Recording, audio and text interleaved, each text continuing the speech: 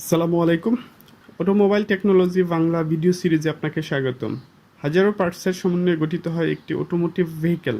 একটি গাড়ির প্রত্যেকটি পার্ট আলাদা আলাদাভাবে কাজ করে গাড়িকে সচল রাখে। কোন পার্ট কী কাজ করে, ড্যামেজ হলে কী ধরনের সিমটম দেখা দেয়, এর ফলে কী কী রিস্ক থাকতে পারে, এরূপ গুরুত্বপূর্ণ বিষয় নিয়ে আলোচনা করা হয়ে থাকে এই ভিডিও সিরিজে।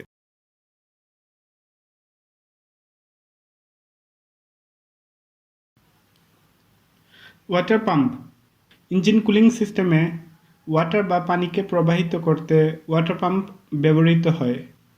ওয়াটার পাম্প খারাপ হলে পাম্প থেকে পানি লিক করতে পারে, রানিংয়ে ইঞ্জিন থেকে শব্দ আসতে পারে।